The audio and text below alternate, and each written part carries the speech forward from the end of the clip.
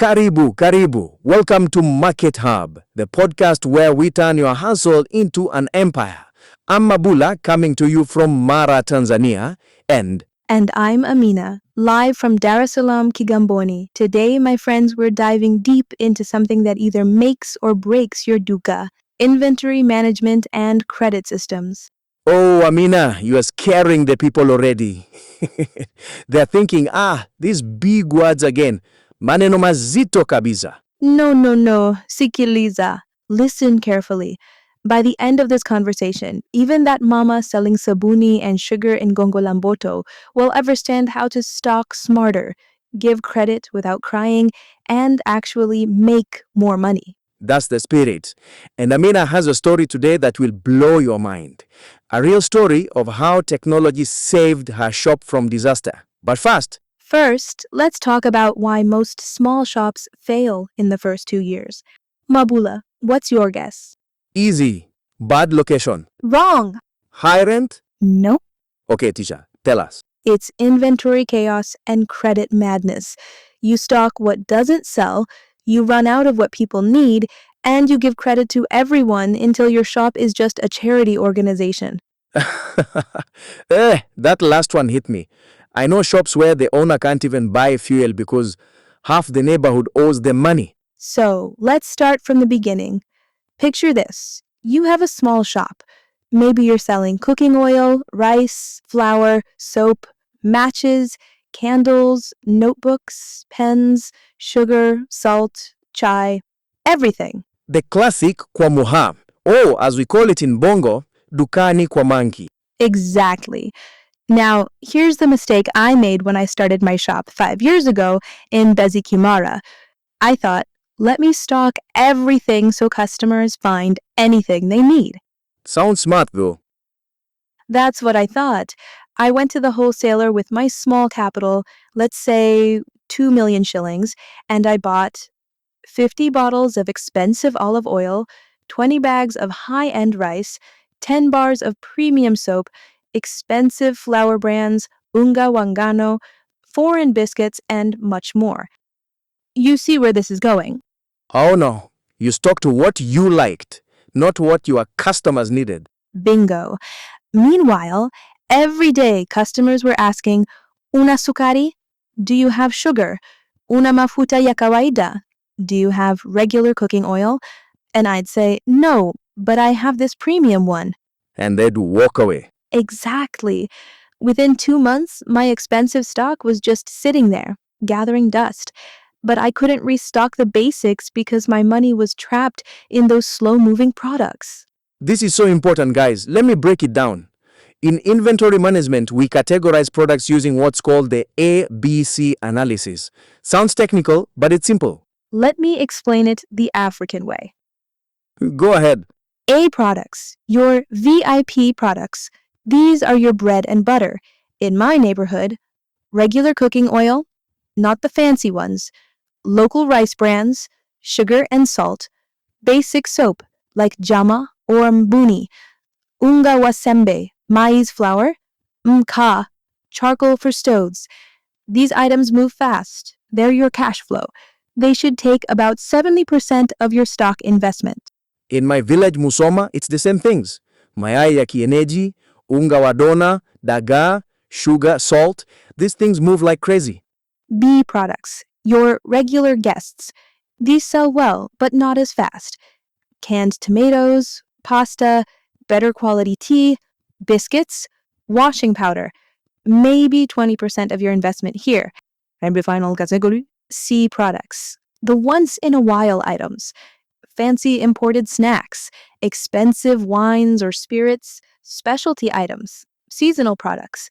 Only 10% of your money should be here. These are for variety, but they're not your foundation.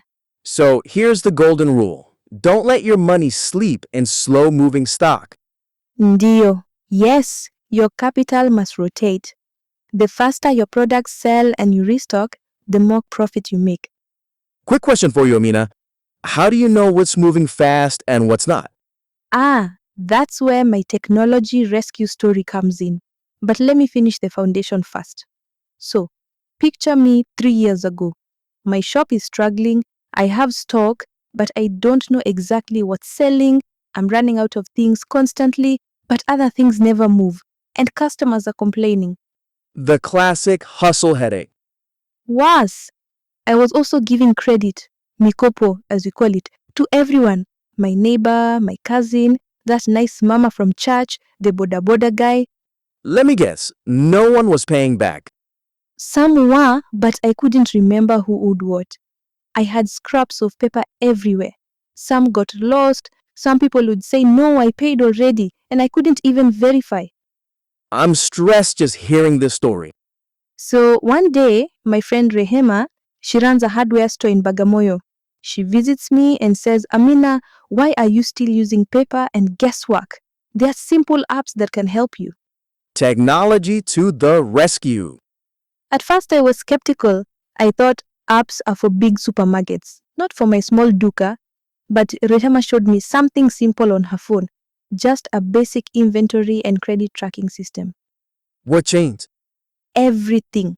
Listen to this. Within the first month of using a simple inventory app, and I'm not advertising any particular one, there are many good options, I discovered 1. My sugar sales were 300% higher than I thought. I was restocking too little and losing customers when I ran out. 2. Those fancy biscuits I loved, only 2 packets sold in 3 months. My money was sleeping there. 3. I was giving credit to 45 people, and the total was over 400,000 shillings. Almost 20% of my working capital was just gone. Wow, that's eye-opening. The app helped me track everything. Every morning I'd check, what did I sell yesterday, what's running low, who needs to be reminded about their credit. Okay, but let's be real with our listeners. Not everyone is comfortable with apps. Some people are thinking, I'm not tech savvy, I'll miss it up. I hear you. Listen, you don't need to be a computer expert. Even my 50-year-old mother learned to use it.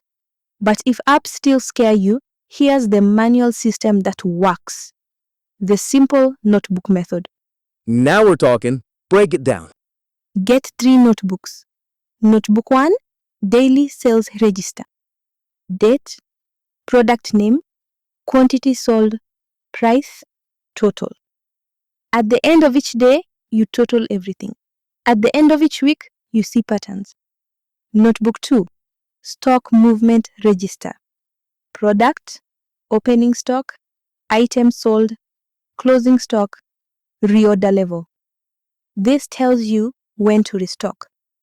Notebook 3, credit register, the most important one. Customer name, phone number, amount owed, date given, payment history. Never give credit without writing it here immediately. The phone number is crucial. Don't just write Mama Juma, get that phone number. Exactly. You need to be able to follow up. Now, with these 3 notebooks, I tracked everything manually for 6 months before moving to the app. The discipline of writing daily made me understand my business deeply. So the technology didn't save you, the tracking saved you. The app just made it easier. Exactly. The principle is simple. You cannot manage what you do not measure. Say that again for the people in the back. You cannot manage what you do not measure. Now that's a t-shirt slogan.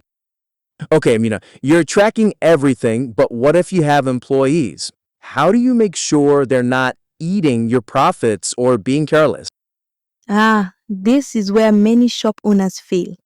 They implement a system but don't train their staff. Let me tell you what I did. I'm taking notes myself. First, I called a meeting. Just me and my 2 assistants, Simon and Maki. I told them honestly, listen, our shop is struggling, but I've learned a new way to operate. I need your help to make this work. You involve them in the solution. Yes, I didn't just dictate. I explained the problems. We're running out of stock too fast. We're losing money on credit. We don't know what's selling well. Then I asked, what have you noticed? What do customers complain about? Smart. They're on the front line, they know things. Maki immediately said, "Boss, we run out of blue soap every week, but the pink one never sells." Simon added, "Also, some customers come for small quantities, but we only have large packages. They go to Mama Toil's shop instead." Golden insights. So, here's how we structured the execution. Morning routine, 15 minutes. 1. Check yesterday's sales together. 2. Identify what's running low. 3. Assign restocking tasks. 4. Review credit payment due today. 15 minutes of planning saves hours of chaos. During the day, 1. Every sale gets recorded immediately, no waiting until evening. 2.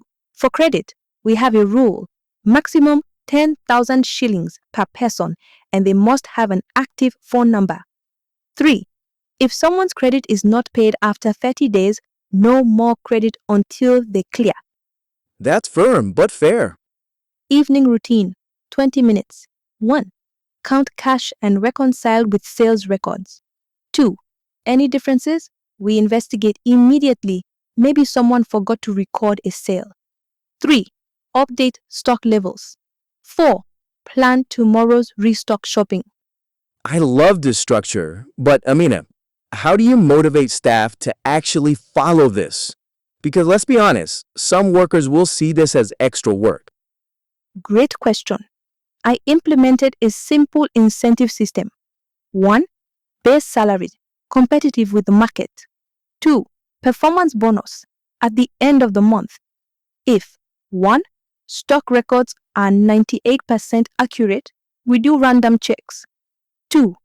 If credit collection rate is above 80%, they get a bonus. 3. If we hit our monthly sales target, everyone gets a percentage share. So they're rewarded for accuracy and performance. Exactly. And here's the beautiful part. Simon and Maki started giving me ideas. Simon suggested we buy a small scale to sell sugar and rice in smaller quantities for customers who can't afford big bags. Breaking bulk. Yes, our sales increased by 40% just from that alone. Hassan suggested we stock phone cards and mobile money services. Now that's a whole new revenue stream. When you empower your staff with information and incentives, they become partners, not just workers. Capisa. Absolutely. All right, let's tackle the elephant in the room. Credit. In Africa, you can't run a retail shop without giving some credit. It's part of our culture. People need help. True. But there's smart credit and there's stupid credit. Tell us the difference. Stupid credit. Giving credit to anyone who asks. No limit on amounts. No written records. No follow-up system. Giving credit on slow-moving, expensive items. Smart credit. Credit only to regular, known customers. Maximum limit per person. Everything written down with phone numbers. Regular follow-up. Credit only on fast-moving items that you can easily replace. Let me add something important here. In our culture, we feel bad saying no to someone asking for credit, especially if they're neighbors, they're church members. But Amina, how do you say no without offending people? This was my biggest challenge. Here's what I learned. Create a policy, not a personal decision. I put up a small sign in my shop. Credit policy. 1. Maximum 10,000 shillings per customer. 2. Payment within 30 days. 3. Must have phone number registered. 4. ID copy for amounts above 5,000 shillings. So when someone asks for credit beyond your policy, you can say, I'd love to help, but this is our shop policy. Even my own brother follows the same rule. It's not personal anymore. It's business. brilliant. The policy protects the relationship. Exactly. And here's another trick. The 3-strike system. Strike 1. Customer takes credit and pays on time. They can get credit anytime. Strike 2. Customer delays but eventually pays. They can get credit but with reduced amount. Strike 3. Customer delays repeatedly or defaults.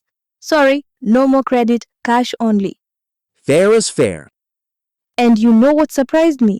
When I started enforcing this, most people respected it. Some even thanked me because the strict policy helped them be more disciplined with money. That's deep. Sometimes structure helps everyone. Exactly. And now let's talk about credit collection. This is where many shops fail. You give credit but never collect. The graveyard of retail businesses. Here's my collection system. Day 1, friendly reminder via SMS or WhatsApp. Hi Mama Georgino, hope you're well. Just a friendly reminder that your deni of 8,000 shillings is due in 15 days. Asante sana. Day 25, second reminder. Hi Mama Johnny Joe, your payment of 8,000 shillings is due in 5 days. Tunasubiri. We are waiting. Day 30, final reminder. Hi Mama Johnny Joe, your payment of 8,000 shillings is due today.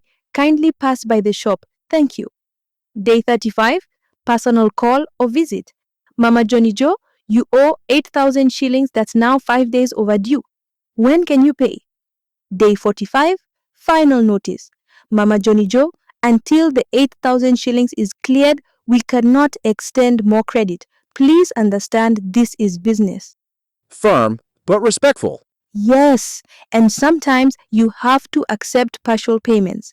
If someone owes you 10,000 but can only pay 3,000 today, take it. Some money is better than no money. But track it. Write down received 3,000, balance 7,000. Exactly. And here's a controversial tip. Some debts you have to write off. Ooh, that's painful. It is. But if someone owes you 2,000 shillings and they've disappeared, don't spend 10,000 chasing them. Know when to let go. That's the cost of doing business. The key is making sure write-offs don't become the norm. Kabisa. That's why the system matters. Now, let's talk pricing. This is where many small shops lose money without knowing it. This one pains me. I see shops selling products cheaper than they bought them just because they don't understand pricing. Break it down for us, Amina. How should someone price their products? First, understand your costs. 1.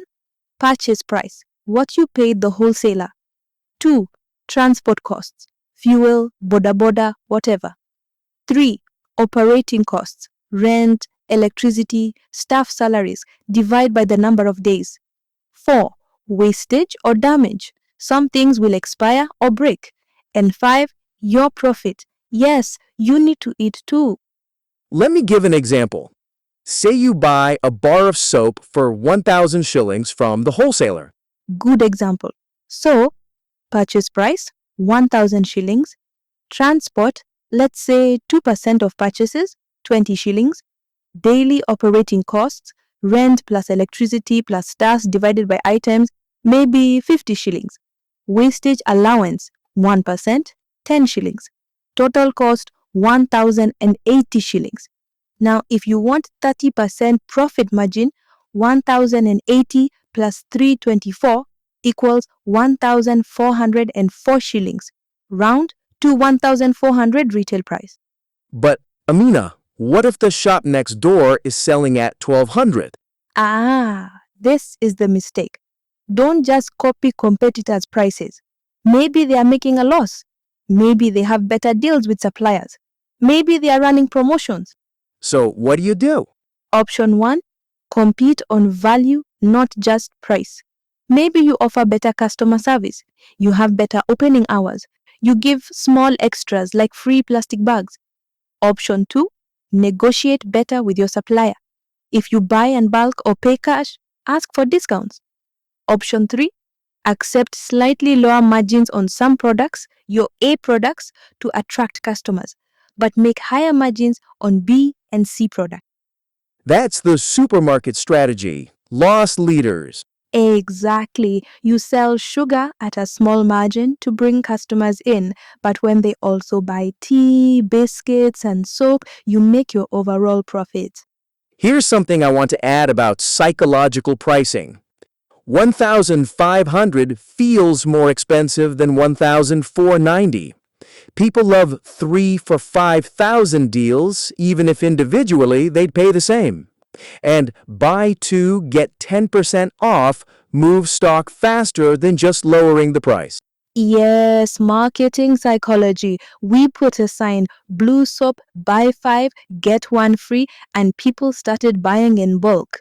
And here's the magic. When people buy in bulk, you move stock faster, you restock faster, your money rotates faster, and you make more money even with slightly lower margins. The velocity of money matters more than the margin sometimes. Okay, final segment before we wrap up. Amina, how does a small shop compete with the big supermarkets? How do you win your market segment? Great question. You don't try to be a supermarket, you be the best neighborhood shop. Explain. Supermarkets have advantages, variety, lower prices due to bulk purchasing, better displays, but you have advantages too. 1. Proximity. You're 2 minutes walk from your customers, supermarket is 20 minutes. 2. Relationships. You know Mama Juma needs cooking oil every Thursday. You can set it aside for her. 3. Flexibility. You can sell smaller quantities, give credit, deliver to someone's house. 4. Speed. In and out in 2 minutes versus supermarket queues. And 5. Personalization. You remember preferences, you give advice, you're part of the community. So play to your strength. Yes, here's what I did to add value. I started free delivery for purchases above 20,000 shillings within 1 kilometer. I kept a customer wish list. If someone asks for something I don't stock, I write it down. If 3 people ask for it, I start stocking it. I introduced loyalty stamps. Buy 10 times, get 5% discount on your 11th purchase. I started phone orders. Regular customers can call, I pack their items, they just come pick up or I deliver. That's innovation without big investment. Exactly. And here's the secret, know your neighborhood's rhythm.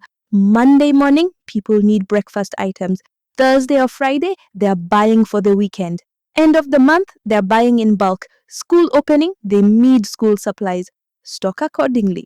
Seasonal intelligence. Yes, I also learned to cross-sell. Someone buys rice, suggest cooking oil. Someone buys bread, we have fresh butter today. Someone buys soap, we also have petroleum jelly that's on special. Not pushy, just helpful suggestions. Exactly. It's about solving problems. I see you're making pilau. Do you need spices? Wow! Speaker 2, we've covered so much today. Let me summarize for our listeners. The Retail Rescue Checklist. Stock smart. 70% fast movers, 20% medium, 10% slow. Track everything. App or notebook, just track. Involve your staff. They're partners, not just workers. Credit wisely. Have a policy. Enforce it lovingly. Price correctly. Know your costs. Don't guess. Add value. Be the best neighborhood shop, not a mini supermarket. Know your rhythm. Understand when people buy what. And remember, biashara is kujifunza kila siku. Business is about learning every day. The shop that I started struggling with 3 years ago, last month we made 40% more profit than our best month ever. That's the power of system. Yes, and anyone listening, whether you sell household items, spare parts, food, clothes, these principles work. Start small. Maybe just start with one notebook. Track your sales for 1 week. You'll be amazed at what you discover. And if you're giving credit and people owe you money, start collecting. Send that first SMS today. Money owed is not money earned. But preach, Amina, preach. Before we go, let me leave you with this. Your retail shop is not a charity, but it can still serve your community. Be profitable and helpful. That's the sweet spot. And remember, pole pole hindi mundo. Slowly, slowly is the way to go. Don't try to change everything tomorrow. Take one thing from today's episode and implement it this week. Next week, you pick another thing. In 6 months, you look back and wonder why you didn't start sooner. That's all for today's episode of MarketHub. If you found value here, share this with another small business owner. Let's lift each other up. And if you have questions or want us to cover specific topics, reach out to us. We're here to help. Kwaheri. Until next time, keep hustling smart, not just hard.